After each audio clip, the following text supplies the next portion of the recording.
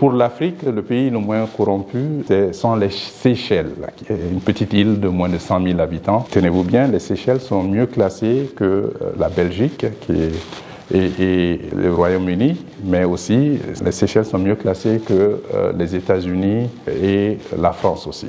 La facture de la corruption au Mali est salée, très salée. Elle traverse les décennies.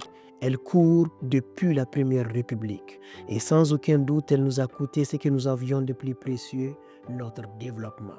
La corruption, c'est un terme générique qui englobe beaucoup de concepts, mais l'idée générale, c'est d'utiliser d'une position d'autorité pour obtenir des gains illicites.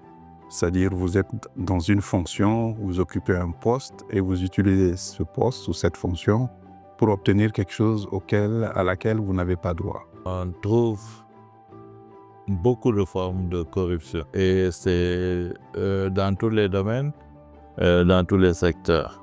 De prime abord, il y a la corruption monétaire directement qui nécessite à payer un moyen financier pour avoir accès à un service donné, mais la corruption, elle n'est pas toujours monétaire ou financière.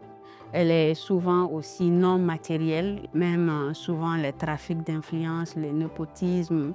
Les témoignages que nous recevons, c'est surtout la petite corruption, c'est-à-dire en circulation, les jeunes qui payent de l'argent pour se sortir des sanctions de la police, les gens qui sont obligés de donner des pots de vin pour avoir des services, que ce soit dans le privé, dans le public par exemple. Tu vas voir, même avec la pénurie du carburant dans les stations, les plaintes que nous recevons, c'est que les gens qui ne font pas le rang souvent donnent des petits billets pour avoir... Donc 80% des plaintes que nous recevons, en général, c'est les plaintes, ce qu'on appelle nous la petite corruption.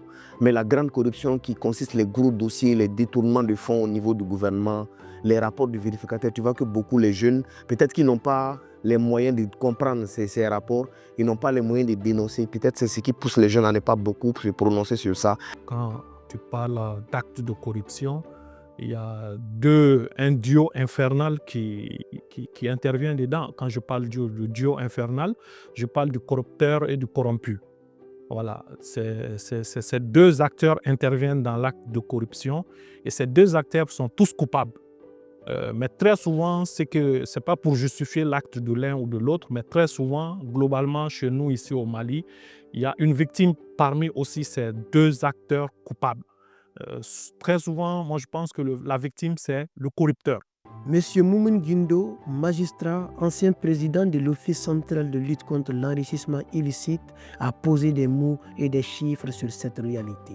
Dans son ouvrage intitulé « Les contrôles des finances publiques au Mali, d'indispensables réformes », il dresse un état des lieux sans complaisance. Le coût de la corruption pour l'État malien est faramineux. Les chiffres donnent le vertige. Dès 2005, les vérifications ont mis en évidence un manque à gagner de plus de 15 milliards 587 millions de francs CFA pour l'État.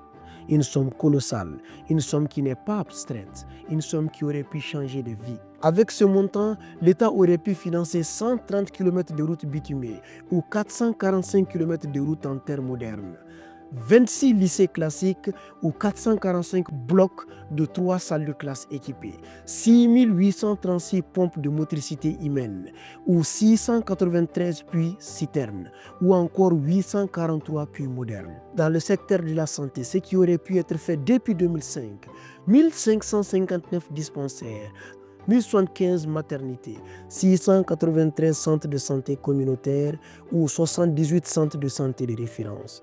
Tout cela est perdu. Et ce n'est qu'un début. Entre 2005 et 2019, la facture de la corruption explose. Elle atteint un niveau vertigineux, 1266 milliards de francs CFA. Plus de milliards, autant d'écoles non construites, autant d'hôpitaux manquants, autant de routes jamais tracées. Elle est multidimensionnelle, ça veut dire qu'elle peut être administrative, elle peut être économique, elle peut être financière, elle peut être politique. Et comme vous le dites, ça affecte surtout les couches les plus vulnérables parce que quand il y a corruption, il y a certains qui peuvent payer, mais la plupart des gens ne peuvent pas payer parce que c'est une sorte d'impôt illicite. Donc la corruption est vraiment nuisible parce que ça affecte la crédibilité des autorités et ça affecte aussi le moral des populations. Un peu tous les secteurs, on va dire de façon générale, qui sont touchés.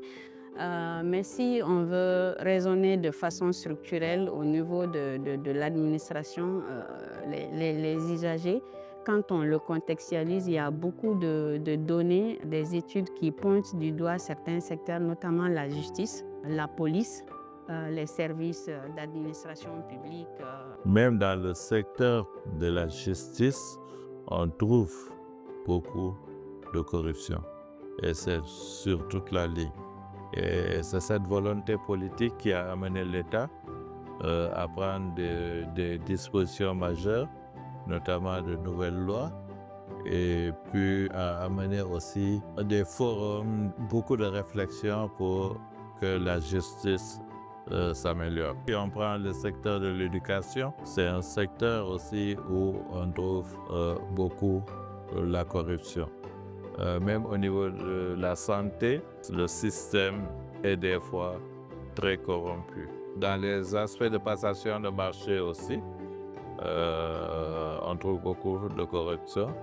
Et c'est là où peut-être ça peut concerner le secteur privé ou les ONG. Principalement, les secteurs auxquels les citoyens sont plus en contact semblent aptes à être beaucoup plus vulnérables à ces actes de corruption. Les services de la santé, les services des douanes, les services du commerce, tout ce qui va avec, c'est ces différents secteurs qui sont les plus confrontés à des actes de corruption, sans oublier les services de transport. La corruption, c'est un phénomène mondial. Hein. Souvent, on l'attribue à des pays pauvres. Effectivement, vous savez, il y a quand même une ONG internationale, je devrais dire, Transparency International, qui a mis en place un indice qui, depuis une vingtaine d'années, est vraiment une référence dans le domaine du classement des pays au niveau de la corruption. Et l'indice de 2024 révèle que le pays le moins corrompu au monde, c'est le Danemark, 3 années de suite. Et pour l'Afrique, le pays le moins corrompu, sont les Seychelles, qui est une petite île de moins de 100 000 habitants. Donc, c'est pour vous dire qu'en Afrique, nous avons quand même des pays qui sont assez bien classés, mais on a des pays aussi qui sont moins bien classés. Mais les pays les moins bien classés sont surtout des pays qui sont soit en conflit armé, soit en situation d'état fragile. Le lien entre la corruption et la pauvreté, parce que la corruption appauvrit la communauté. Dans chaque communauté où le taux de corruption est élevé, d'une manière ou d'une autre, le taux de pauvreté va être élevé. Parce que la corruption contribue à diminuer le pouvoir économique d'un pays, le pouvoir d'achat d'un citoyen, même si ce citoyen participe à l'acte de corruption, qu'il soit corrompu ou corrupteur. Quand vous prenez les ressources de l'État et les charges de l'État qui sont définies dans le budget d'État, vous voyez ce qui est attribué, c'est 75% est attribué au fonctionnement de l'État, 25% aux investissements publics. Mais ce sont ces ressources-là qui sont les ressources de l'ensemble des populations. Donc, ce qui doit être investi, évidemment, si ce n'est pas investi, c'est moins d'eau potable, c'est moins de salles de classe, c'est moins de routes, et c'est moins de sécurité, etc. C'est moins d'électricité. La petite corruption, c'est beaucoup d'argent, même si ce n'est pas archivé. C'est ça le problème. Aujourd'hui, il n'y a pas de données, par exemple, qui disent que dans la petite corruption, les Maliens dépensent tel nombre de milliards. Mais en tout cas, ça a un impact sur même la vie quotidienne des gens. On a vu des gens par faute de moyens pour corrompre n'ont pas pu avoir un papier dans le temps pour aller participer à un concours. Donc ça affecte leur vie. Certains qui n'ont pas de relations n'ont pas par exemple accès à certains soins.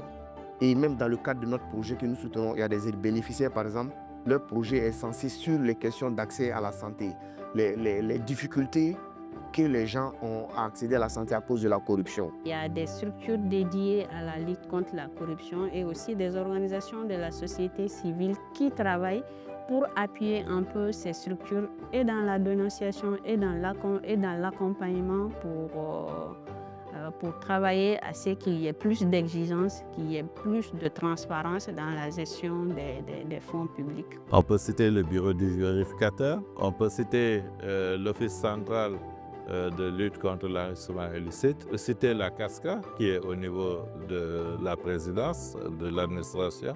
On peut citer l'ARGAS, l'agence de recouvrement et de gestion des avoirs saisis ou confisqués. Donc, au niveau dispositif, il y a le pôle économique aussi et financier.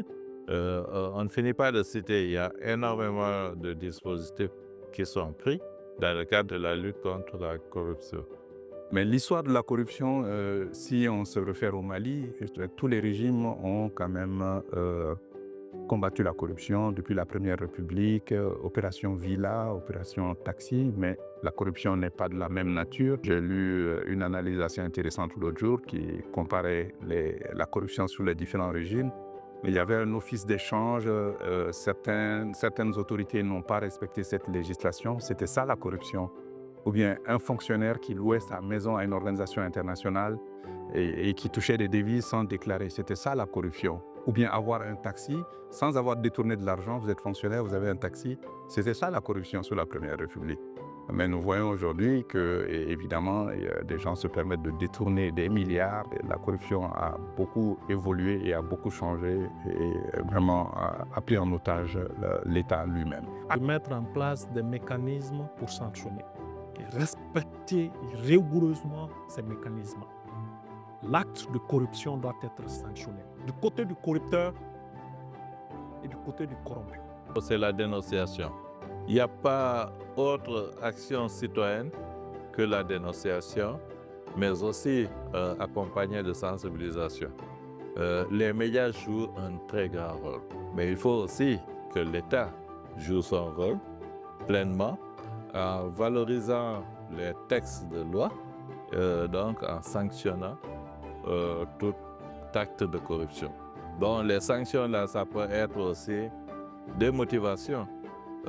Des hommes modèles doivent être encouragés, décorés et montrés à tout le monde.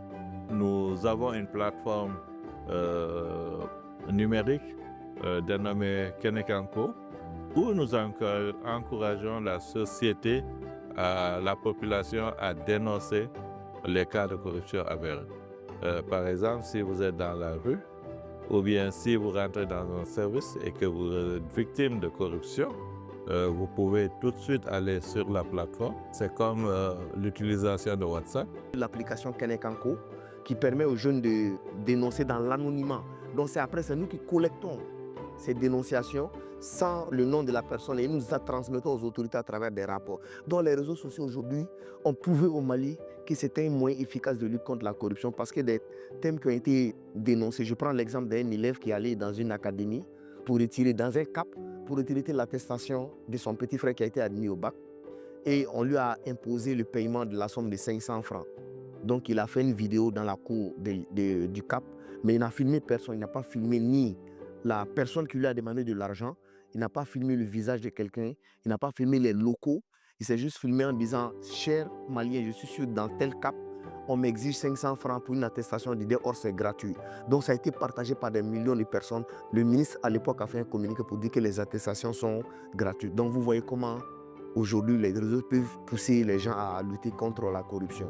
Je suis convaincu que dans les années à venir, le Mali sera pionnier dans le cadre de la lutte contre la corruption. Si tous ces facteurs-là sont réunis, bien sûr.